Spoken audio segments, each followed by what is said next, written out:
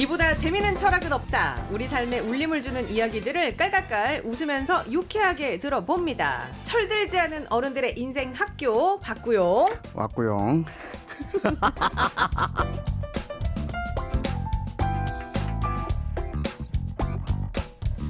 5월은 푸르구나 우리들은 잘한다. 5월에 만나는 철학자입니다. 전남대학교 철학과 박구용 교수님입니다. 안녕하세요. 안녕하세요. 박구용입니다. 네, 반갑습니다. 반갑습니다. 아, 5월이에요, 교수님. 네.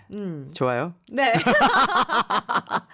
5월은 왠지 신이 나요. 네. 빨간 날이 많아서. 아, 그렇구나. 물론 빨간 날이 네. 있다고 해서 저는 방송을 쉬진 않습니다만 그냥 그 느낌 있잖아요. 네. 빨간 날이 주는 느낌? 음흠. 이런 거 좋은 것 같아요. 맞아요. 교수님은 어떻습니까? 5월? 네.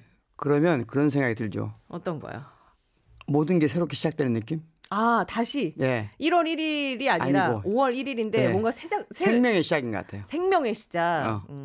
그런 느낌이죠. 어디를 가든. 예. 어디를 가든 이제 네. 막 새로운 것들이 막 어디선가 움터 있고 나오는 거죠. 그 지금 전남대 캠퍼스의 5월의 모습은 어떻습니까? 아름답지. 아름다워. 다 초록이에요? 어때요? 아니, 사람들이 아름답죠. 일단. 사람들이 아름답다? 네. 일단 지난 3년 동안 코로나 때문에 어두웠어요. 5월도. 지금 활짝 봄이 폈어요. 캠퍼스 풍경 자체가 네, 대학 교수의 가장 큰 장점이 뭔지 알아요? 어떤 건데요? 상태가 가장 좋은 사람들을 만난다는 거예요. 아, 인생 길게 놓고 봤을 때 그렇죠. 상태가 제일 좋은 가장 그- 아름다운 그 상태 사람들을 시기를 만나는 거죠. 아, 그렇군요. 그런데 지난 3년 동안 그걸 못 보고 또 못 만났어요. 근데 지금 네. 캠퍼스에 가보면 정말 아름다운 젊은 청춘들이 이 자연의 시작과 함께 교수님의 최고죠. 상태는 어떻습니까? 나는 좋죠. 청취자 질문이 와서 몇 개 또 여쭤볼게요. 질문들을 많이 주고 계세요. 3138번님, 교수님의 말씀 잘 들었어요. 생각을 생각해야 한다. 내 생각에 대한 정당화 요구를 받았을 때 일목요연하게 내 생각을 표현해야 한다. 사람이 하는 판단에도 종류가 있다. 이런 이야기 너무 잘 들었습니다. 근데 문득 이런 궁금증이 생겼어요. 교수님께서 얘기하신 건 어떻게 보면 우리가 너무 머리로만 생각하는 거 아닐까? 마음으로도 생각한다는 게 가능한가? 마음으로 생각할 줄 알아야 사람이 아닐까? 이런 이야기를 주셨거든요. 와우. 마음이 뭐죠? 마음이 뭘까요? 네. 마음이 뭐죠? 그걸 저한테 물어보시면 어떡해요? 머리로 생각한다는 말하고 머리는 몸인가요? 마음인가요? 이제 이분의 그 뜻을 유추해 보자면 유추해야죠 우리가. 마음으로 생각한다라는 것은 공감. 그 사람의 아픔에 대해서 들여다보고 왜 그런 거 있잖아요. 남자 여자가 싸울 때도 남자들은 보통 그거는 말이지 네가 이런 걸 잘못했고 그래서 솔루션은 그렇지. 뭐고 이렇게 그렇지. 접근하는 그 게 머리로 하는 거. 그렇죠. 그건 그게 머리로 하는 것은 거고. 다시 말하면 이성적으로 논리적으로 그렇죠. 사유하는 예. 거. 네. 근데 이제 이분이 질문하신 그 부분은 이렇게 내가 뭐 힘들어 고민이야라고 얘기했을 때 말없이라도 아니면 네. 뭐 그러니까 눈빛 마음으로 생각한다는 말이 그 표현은 이제 정확하진 않지만 제가 유추해 보기에는 정서적으로 정서적으로 그렇죠. 정서적으로 감각적으로 또는 신체적으로 예. 신체적으로 생각하는 것도 가능하지 않나요? 당연하죠. 가능하다. 당연하죠. 예. 근데 그건 의식의 세계가 아니라 거의 무의식의 세계에 가깝죠. 무의식의 세계가 오늘 가깝다. 공부해야 될 내용 중에 하나죠. 그래요. 무의식의 세계에 대한 이야기를 잠시 마음은 후에. 중요하죠. 당연히. 마음은 중요하다. 근데 마음이 생각을 할 때 예. 그게 이성적으로 생각하는 거하고는 조금은 다르죠. 규율 규제가 잘 안 되니까요. 그렇죠. 네. 교수님은 뭐가 더 잘 작동하는 편입니까? 둘 다 작동하죠. 둘 다 작동한다. 네. 때에 따라서 때에 따라서. 아주 적재적소에 네. 본인이 그걸 그런데 중요한 건 있어요. 이성적 사고는 많이 훈련되지 않으면 피곤해요. 많이 훈련하지 않은 사람들은 이성적 사고를 할 때 금세 피곤해져요. 그렇기 때문에 하기 싫거든요. 예. 에너지를 쓰기 싫어해요. 네. 그러니까 훈련을 좀 하다 보면 그렇게 힘들지 않아요. 저는 직업이 그쪽이니까 뭐 매일 그렇게 하죠. 네. 훈련도 됐다. 그렇죠. 알겠습니다. 6500번님. 하루 종일 멍 때리면서 살고 있거든요. 멍 때리면서 살고 있는 제가 잘 살고 있는지 못 살고 있는지 때로는 못 살고 있는 건 아닐까라는 생각이 듭니다. 어떤 말씀 해줄 수 있겠어요? 그냥 멍 때리는 것이 잘 살고 못 살고 아무 관계없다고 봐요. 휴식이 필요하잖아요. 정신도 휴식이 필요하고 신체도 휴식이 필요하죠. 멍 때리는 건 좋죠. 근데 하루 종일 멍 때리고 있다? 뭐 그것도 괜찮죠. 내일 멍 안 때리면 되니까. 뭐 복잡한 문제 아니라고 생각해요. 잘 살고 못 살고는 그런 문제와는 좀 다른 문제라고 봅니다. 잘 살고 못 살고는 좀 더 복잡하죠. 잘 살고 못 살고는 단순히 멍 때리고 있느냐 없느냐로 구분지을 수 없다. 그렇죠. 더 그렇죠. 복잡한 문제다. 그렇죠. 예. 그러면은 멍 때리고 사는 거에 있어서 죄책감을 느낄 필요가 전혀 없다. 없죠. 전혀 없죠. 그리고 오히려 가끔 멍 때리는 건 좋죠. 가끔 멍 때리는 거 좋다. 네. 정신에도 휴식이 필요하니까요. 신체 휴식처럼. 예. 네. 교수님 멍 때리십니까? 있죠. 자주? 많죠. 뭐 하십니까? 멍 때리고 있는데 뭐 하나 안 하는 거죠. 그러니까 뭐 누워 있으면서 멍 때리는 거 아니에요? 누워 있으면서 멍 때리는 경우보다는 그냥 가만 앉아서? 아니요. 지금 창문 밖을 내다보면서 어떤 사물에 집중할 때 멍 때리는 경향이 나타나죠. 네. 그것조차도 멍 때리는 게 아닌 거 아닌가요? 어떤 사물을 멍 때리는 것도 뭔가 하는 거예요. 심지어 우리가 꿈속에서도 뭔가 하는 거거든요. 잠자면서도 꿈도. 행위는 어떤 경우도 하는 거예요. 내가 의식하지 않는 순간에도 그렇죠. 이루어지고 있다. 그렇죠. 멍도 마찬가지다. 그렇죠. 멍도 하나의 행위죠. 다만 알겠습니다. 피로를 줄이는 행위인 거죠. 피로를 줄이는 행위. 네. 정신적 피로를 줄이는 행위. 좋은 거죠. 돌려나 이게 멍 아니에요? 이 노래가 갑자기 맞아. 그 노래가 생각나네. 이 노래 아세요? 몰라요. 노래에 대해서 1도 몰라요. 어떻게 된 게. 1374번님 닭이 먼저인가요? 달걀이 먼저인가요? 55년 사는 동안 제게 풀리지 않는 숙제입니다. 네. 이건 제가 여러 차례 다른 데서도 말했는데 닭이 먼저일 수도 있고 계란이 먼저일 수도 있죠. 알이 먼저일 수도 있죠. 그죠? 알이라니 뭐라고 했어요 이분은? 달걀이 먼저일 수도 있고 닭이 먼저일 수도 있죠. 기준이 뭐냐에 따라 다르죠. 지난번에 배웠잖아요 우리가. 크리티컬 싱킹, 비판적 사고. 지난번에 배운 게 핵심이 뭐예요? 기준에 따라 다른 거예요. 기준에 관계없이 언제나 옳은 대답은 없어요. 그런 건. 그렇기 때문에 닭이 무엇을 기준으로 하냐 문제죠. 어떤 상황에서냐 문제죠. 그러면 닭이 먼저인 순간은 뭐가 있을까요? 많죠. 뭐가 있을까요? 아니 이 계란에게는 이 계란의 엄마가 닭일 테니까 닭이 먼저겠죠 당연히. 네. 누구를 시점으로 누구를 기준으로 놓고 보냐에 다르겠죠. 그건 되게 당연한 거죠. 아니 엄마가 먼저 내가 먼저 이거 똑같은 질문 아니에요? 그렇지. 내 입장에서 보면 엄마가 먼저겠죠. 근데 엄마 입장에서 보면 엄마가 이게 있잖아요. 그럼 엄마는 다중이죠. 그러니까 그건 닭이 먼저냐 알이 먼저냐고 하는 질문 자체가 잘못된 질문이다. 이거 질문자인 1374번님을 꾸짖으시는 거예요? 옛날부터 허무맹랑한 논쟁이다 이게. 허무맹랑한 논쟁이다. 마치 닭이 먼저냐 알이 먼저냐를 놓고 언제나 누구에게나 어디서나 타당한 답변이 있다라고 생각하니까 이런 오류에 빠지는 거예요. 그냥 논쟁을 위한 논쟁일 뿐이다. 그렇죠. 의미 없다. 알겠습니다. 기준을 말하라고 하면 돼요. 닭이 먼저냐 알이 먼저냐 물어본 사람에게는 기준이 뭔데요? 무엇을 기준 놓고 본데요? 그렇게 물어보면 답변해 줄 수 있다 하는 거죠. 기준을 말해주면 당신이 원하는 답을 해줄 수 있습니다. 기준을 물어봤을 때 그것에 대한 답을 하면 된다. 그렇습니다. 자, 이렇게 해서 문자를 좀 소개해 봤어요. 자, 그러면 오늘 박구용, 왁구용 본격적으로 얘기 시작해 볼 텐데 앞서서 그런 얘기 잠깐 나왔단 말이에요. 무의식의 세계. 오늘은 인간의 욕망과 불안에 대해서 이야기를 나눠보고자 합니다. 제가 이제 이 주제를 딱 받아들자마자 짧게 고민을 한 가지 했어요. 내가 방송에서 나를 어디까지 노출시켜야 되나? 노출? 아니야, 이 이야기는 나의 욕망을 신체적 노출이 아니고 그럼요. 정신적 노출. 정신적 노출을 나의 정신세계, 마음세계를 어디까지 노출할 것인가. 마음세계를 보통 저의 신념이나 철학은 방송을 대할 때요. 저는 방송과 제 삶이 거의 일치되는 삶을 살고 있거든요. 그래서 크게 벗어나지 않아요. 방송에서 보여주는 제 모습이나 실제 제 모습이 크게 이격감이 막 느껴지진 않는데 물론 뭐 있긴 있겠지만 대체적으로. 근데 이 이제 욕망이나 불안과 관련해서는 제 과거에 방송하다가 이제 아주 유명한 심리학자가 한 분 나오셔가지고 저한테 계속 질문을 하시는 거예요. 심리학자가? 네, 심리학자가. 정신 분석학도 했었나 이분이? 아무튼 anyway 이름 되면 다 아시는 분인데 계속 질문하다가 저는 되게 성실하게 답변을 있는 그대로 다 했거든요. 그러더니 이제 저의 멘탈이 털리기 시작하는 거예요. 그래서 생방송 중에 이런 경험을 처음 해봐서 아무리 방송이라고 해도 내 정말 그 밑바닥에 있는 것까지 드러내서는 안 되겠구나를 그때 깨달았어요. 근데 오늘 주제도 보고 적당히 내가 해야 되겠다. 그렇죠. 아니 우리가 방송에서 외투까지는 모르지만 속옷까지 벗으면 안 되잖아요. 그런 거랑 똑같죠. 마음도 맞아요. 외투만 벗어야지 맞아요. 속옷까지 벗으면 사람들이 부담스러워해요. 부담스러워요. 그러니까 그 노출이에요. 노출하면 안 되고 표현만 해야 돼. 표현을 해. 멈춰야 돼. 네? 그래서 저는 그냥 오늘 답을 별로 안 할 생각이고. 저는 심리학자가 아니고 그러니까 철학자니까 표현하는 데 집중하지 노출할 요구하지 않아요. 걱정하지 마세요. 나 갑자기 그 과거의 생각이 떠올라서 무서웠어요 순간. 그래서 아무튼 인간의 욕망과 불안. 현대인은 왜 욕망하며 살아가느냐. 욕망은 실제일까 허상일까 이런 주제로 오늘 이야기를 좀 나눠봐야 할 텐데 프로이트의 얘기부터 시작하신다고요? 내가요? 예.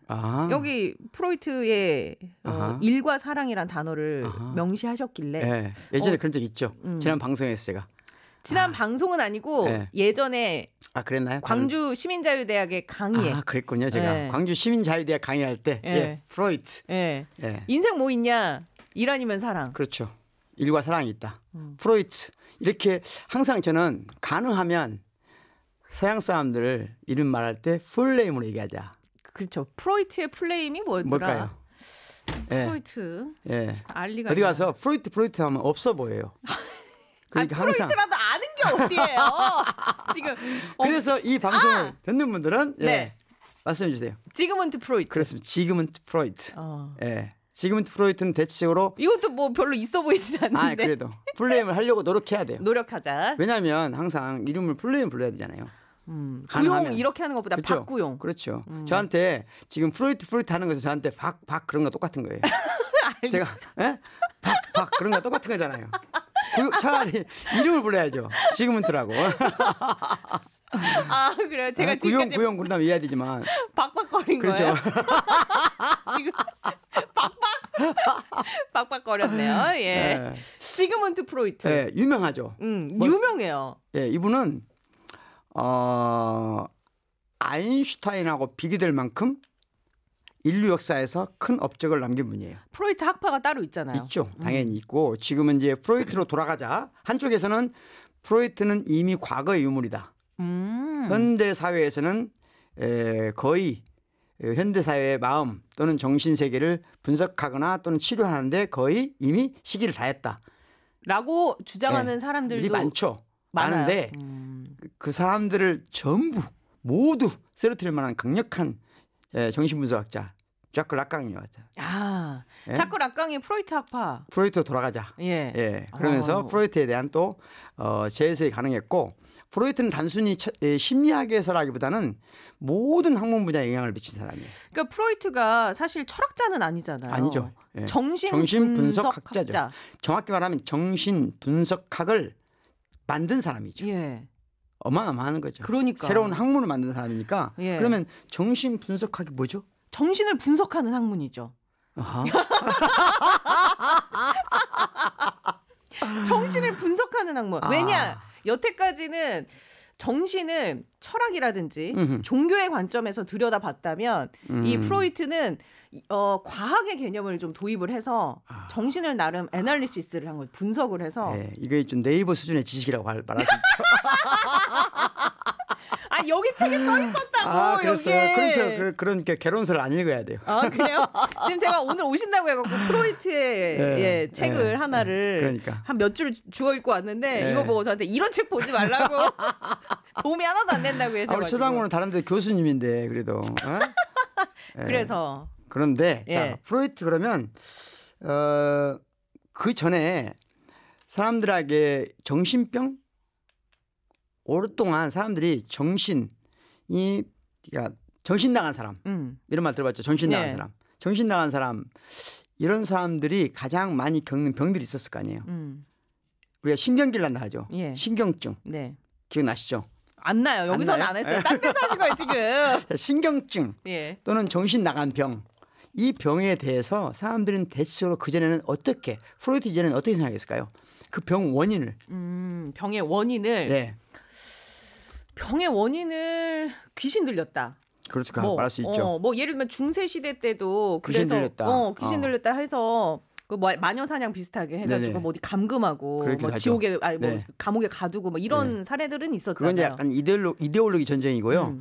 실제적으로 보통 일상생활에서 우리가 겪는 같이 공동체 생활하는데 약간 지장을 주는 사람도 있잖아요. 예. 광인이라고도 하고 네. 또는 신경증 환자도 있겠죠.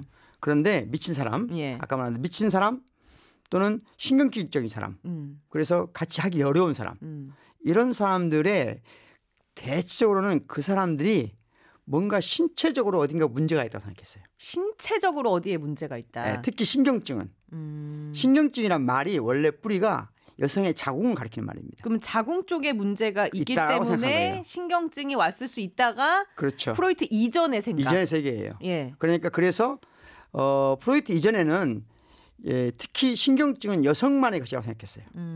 여성들이 그러니까 노처전 히스테리 이런 말 들어봤잖아요. 이게 잘못된 말인데 그래서 약간 와전된 거죠. 여성들만의 병이라고 생각하는 프로이트 이전의 생각이에요.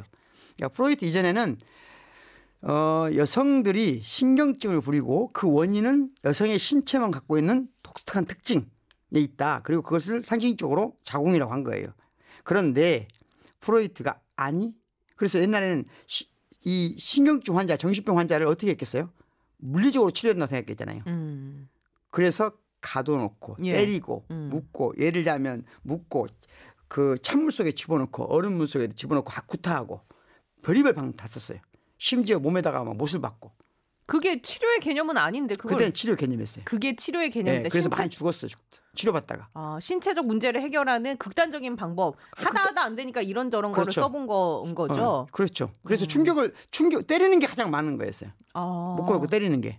그래서 예전에 좀 아프다가 광인으로 취급받아서 어딘가 가면 바보 되어 나오는 경우가 있잖아요. 오히려 더. 지금은 예를 들면 약을 먹으니까 약간 그 예민한 것이 사라지고 둔해진 사람이 되잖아요. 예. 옛날에는 때려서 이렇게 만들었어요.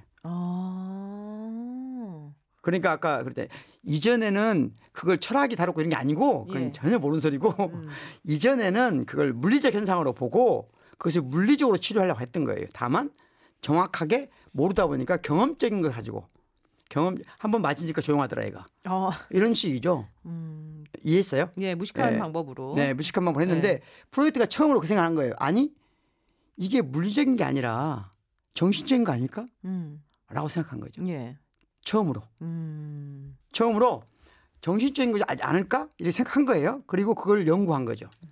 그리고 그때 발견한 놀라운 게 있죠. 바로 무의식이죠. 무의식. 그러니까 인류 역사에서 최초로 무의식이라고 하는 것을 개념화시키고 우리한테 보여준 혁명가죠. 예전에 철학도 인간의 정신 세계에 대해서 논하잖아요. 그렇죠. 근데 그런 무의식의 개념이 등장하지 않았습니까? 전혀 없었어요. 전혀 없었다. 예. 무의식은 혁명이죠. 의식이 있다, 없다지. 무의식이란 게 뭐예요? 놀라운 거죠. 무의식이라는 말 자체가 그러니까 이거 철학적으로 설명하면 긴데 아주 긴데 의식이 있거나 없거나 하잖아요. 그러니까 정신 나간 사람은 뭐예요? 정신이 나간 거잖아요. 예. 의식이 없는 거잖아요. 그렇죠. 무의식. 아니 그러니까 정신이 없는 것하고 무의식이 있는 건 다른 거죠. 정신이 없는 것과 무의식이 있는 건 다른 거죠. 있는 것은 다르다. 그렇죠. 아주 그러니까 예를 들자면 이건 칸트 철학하고 연관이 되는데요. 칸트. 자, 우리가 나는 사람이다. 나는 사람이 아니다. 네. 긍정, 부정이 있잖아요. 예. 전통적인 사고방식 가진 사람은 이 두 가지밖에 사고를 못해요. 나는 모든 인간은 죽는다. 모든 인간은 죽지 않는다. 두 가지밖에 못해요. 근데 죽거나 죽지 않는다. 두 가지밖에 생각을 못해요. 네. 예. 근데 그 사이에 촘촘한 뭔가가 있을 수 있잖아요. 그렇죠. 의식이 있거나 없거나밖에 생각을 못한다 이죠. 현실적이지 않은 거예요. 이것은. 오히려 인간은 죽거나 죽지 않는 것이기도 하지만 인간은 불사일 수도 있거든요. 그 영원한 말, 가장 인간이라는 말을 주어로 쓰지 않고 영혼은 죽는다, 영혼은 죽지 않는다, 영혼은 불사이다. 이 말하고 똑같은 거예요. 불사가 있는 거예요. 불사가 있는 거예요. 죽지 않는 것이 있는 거예요. 예. 이런 것처럼 무의식은 의식이 없는 게 아니라 무의식이 있는 거예요. 이해하시겠죠? 네. 이건 대단한 발견인 거예요. 그러니까 의식이 있고 없고 사이에 있는 거거든요. 무의식이라는 게 있다. 그렇죠. 그걸 처음 발견해. 부정을 긍정하는 거죠. 의식을 부정하는 걸 긍정하는 거예요. 예. 좀 어려운가? 이거를 저는 이제 이해는 됐는데 네네. 그냥 이걸 들으시는 분들이 한 번 더 곱씹을 정도로 한번 다시 설명을 하면 더 좋을 것 같긴 해요. 그래요. 자, 예. 그러니까 우리는 예전에는 의식이 있으면 건강한 사람이에요. 예. 의식이 없으면 병자예요. 환자예요. 네. 그러니까 미친놈인 거죠. 예. 정신 나간 사람. 정신 나간 사람, 정신 없는 사람 이런 말 하잖아요. 예. 정신 나간 놈, 정신 없는 놈. 근데 정신이 뭐라고 그랬죠 제가? 정신이? 예. 우리말로 하면 혼. 또 얼. 혼백. 예. 뭐 그런 거 있잖아요. 넉. 혼, 백. 예. 이게 이제 원래 우리말에는 정신이라는 말 안 썼어요. 이것도 서양말 번역하면서 만들어진 말인데 혼, 백 이것이 이제 우리말의 정신이죠. 넉 빠진 놈, 예. 얼 빠진 놈 이러면 하잖아요. 네. 자, 그런 것들이 빠져나갔다, 없었다. 그럼 뭐죠? 그냥 정신병자인 거예요. 그전에는. 네. 그런데 그걸 있고 없고가 아니라 그 중간에 뭐가 있는 것 같아. 아주 중요한 게 의식 말고 다른 게 있는 것 같아. 의식되지 않는 무가 있는 것 같아. 의식되지 않는 그 무엇이 있어. 그게 무의식이야. 그렇지. 무의식이 존재하는 그렇지. 상태. 의식화되지 않지만 의식인 거. 그게 지금 의식이면서 의식이 아닌 거. 그렇죠. 그게 지그문트 프로이트가 발견해낸 것이다. 그렇죠. 영혼이 불사란 말을 발견하는 거 똑같은 거예요. 예? 불사하는 영혼. 불사하는 영혼에 대한 발견, 신의 발견이잖아요. 인간이 신을 발견했을 때 어떻게 됐어요? 놀라운 발견이죠. 그러니까 선조들이 수천 년 전에, 5천 년, 만 년 전에, 2만 년 전에 우리 인간이 저 동굴에서 나와서 첫 번째 발견한 게 불사하는 영혼이에요. 불사. 그 놀라운 혁명이죠. 그 이후로 우리 인간에서 마치 신을 발견한 만큼 중요한 발견이에요. 무의식을 발견했다는 게. 무의식을 발견했다. 그렇죠. 자, 4시 상륙작전 최장군입니다. 오늘 월요일 박구용 교수님이랑 함께 지그문트 프로이트 이야기를 나눠보고 있습니다. 앞서서 저희가 한 얘기를 한 줄로 요약하자면 프로이트는 처음으로 무의식의 존재를 개념화했다. 그렇습니다. 예.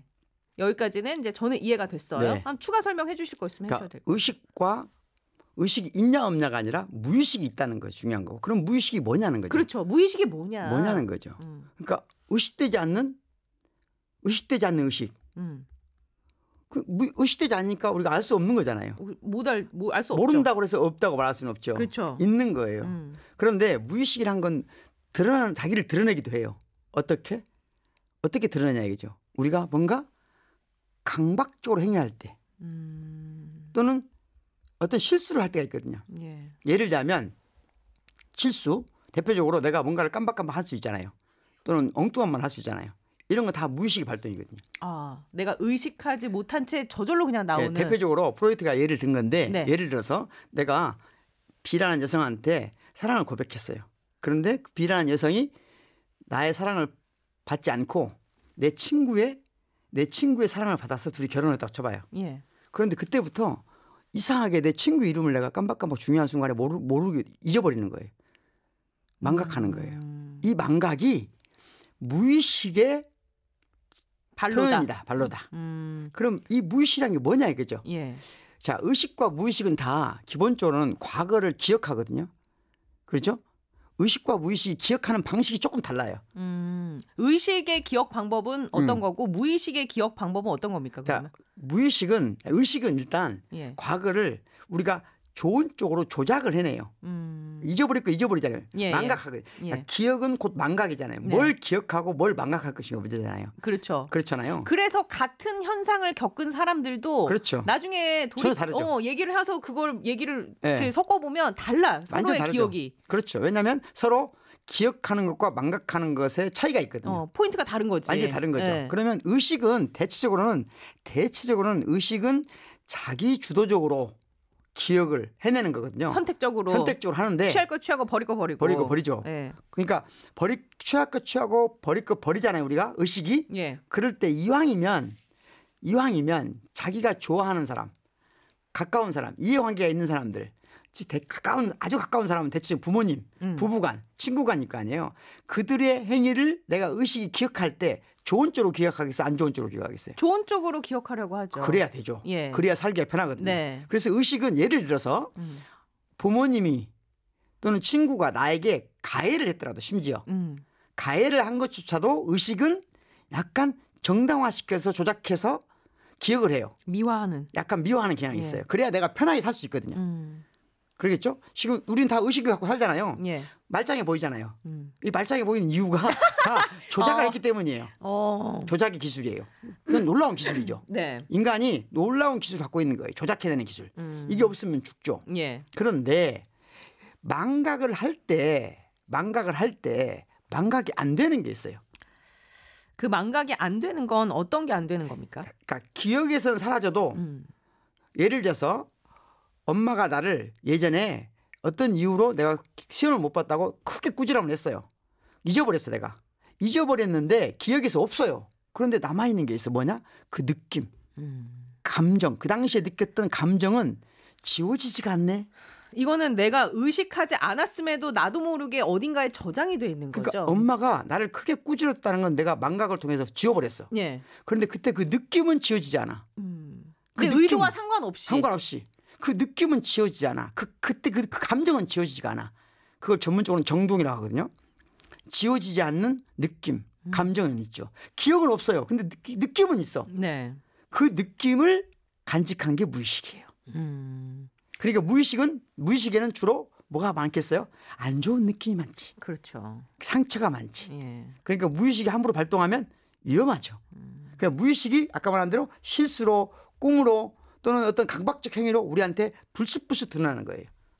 불쑥불쑥. 예를 들어서 내가 어떤 여인한테 깊은 상처를 받았어. 아내한테 깊은 상처를 받았어. 그런데 아내하고 이미 오래전부터 그런 게 없어. 잊어버렸어 이미.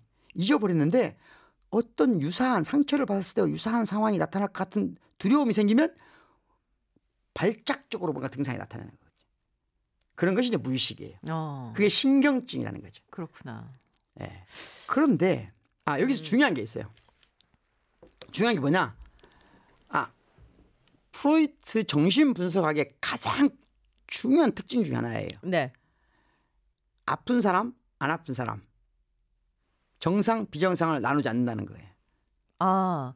이분법적으로 사고하지 않는군요. 네. 그러니까 정신분석학의 가장 중요한 성취는 우리 모두는 신경증 환자다예요. 우리 모두는 무의식의 상처를 갖고 있는 거예요. 정도의 차이뿐이에요. 그러니까 어떤 사람은 환자, 어떤 사람은 정상인 이런 게 구분이 없어요. 정확히 말하면. 위로가 되네요. 그렇죠. 우리 모두는 우리 무의식 안에 상처받은 어떤 기억들을 그 느낌을 가지고 있어요.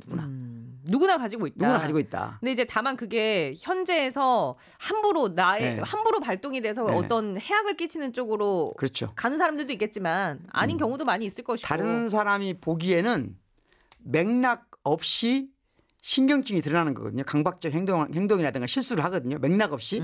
그런데 무의식은 맥락 없이 등장하지 않아요. 무의식이 맥락 없이 등장하진 않는다. 그렇죠. 반드시 뭔가 그때 그 느낌하고 연관된 트리거가 하나 있어야 되는군요. 있는 거죠. 그것을 알게 해주는 게 정신분석학이에요. 그것을 도대체 맥락을 찾아주는 거죠. 너가 어떤 순간을 맞닥뜨렸을 때 그게 발동이 되느냐, 그렇지. 그걸 찾아가 보자. 그렇죠. 왜 이게 발동하는지를 알면 내가 그게 스스로 치유가 되거든요. 완전한 치유는 없어요. 원래 인간의 정신분석학에서는 완전한 치유 이런 건 없어요. 왜냐하면 병이 아니기 때문에 조금 더 나아지는 거죠. 예. 맥락을 알게 되면 내가 왜 갑자기 이런 상황이 되면 막 얼굴이 갑자기 막 그 경련이 일어나고 심장이 멈추고 이런 증상이거든요. 예를 들면 공황이 왜 갑자기 오느냐. 갑자기 오는 거죠. 막 숨이 갑자기 안 쉬어질 것 같고. 멈춰버리는 거죠. 강박 또는 막 이상한 행동을 하는 거죠. 그런 것들을 내가 왜 그런지를 알면 조금 나아지죠. 컨트롤할 수가 있죠. 그걸 찾아가는 작업이 이제 정신분석학에서 그렇습니다. 하는 작업이다. 네, 그렇죠. 그러니까 정신분석학은 환자와 어떤 사람은 환자, 어떤 사람은 환자 아닌 사람을 따로 구분하잖아요. 우리 모두는 무의식에 그렇죠. 무의식을 갖고 있고 무의식을 가진 모든 사람에게는 신경증이 있고 그건 정도의 차이뿐이에요.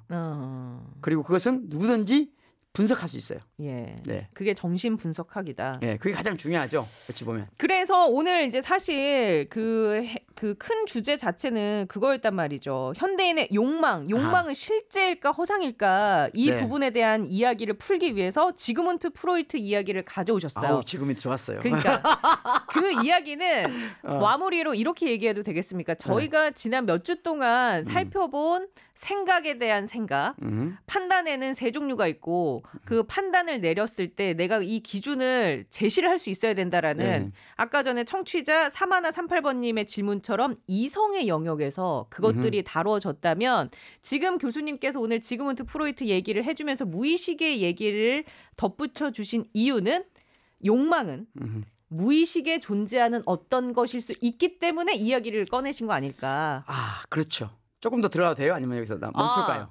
그러면 오늘은. 그 이야기는 네. 다음 주에 그럴까요? 또 저희가 나눠보도록 하겠습니다. 네. 오늘 좀 너무 많이 들어간 것 같죠? 아 근데 네. 제가 개인적으로 관심 있어 하는 네. 이 학자이자 네. 이 학문 분야이기도 해서 흥미롭게 들었어요. 네. 예. 무의식에 대한 이런 설명은 보통 사람 하지 못한다. 아니 그걸 꼭 그렇게 덧붙이셔야 반드시 해야 돼요. 왜 반드시? 아, 나 이 교수님 사실에 대한 적시. 교수님의 무의식 속에 들어가 보고 싶네. 아. 왜 이 지점에서 이 네. 맥락에서 저 네. 이야기를 꼭 갖고 오시는 네, 걸까? 사실에 대한 적시가 필요하다. 사실에 대한 적시. 아, 참 알겠습니다. 많은 분들이 좀 위로가 됐으면 좋겠네요. 네. 교수님의 강의로. 위로가 필요한 시대니까. 그러니까 우리 모두는 신경증을 앓고 있다. 그렇다고 해서 나만 환자는 아니다. 네. 그걸 그렇게 제 눈을 보고 얘기하니까 또 굉장히 뭐랄까 네네. 위로가 되면서 찔리기도 하고 여러 생각이 많이 드는데 나만 그런 게 아니다. 네. 예, 위로가 됩니다. 알겠습니다. 다음 주에 만나 뵐게요, 교수님. 고맙습니다. 고맙습니다.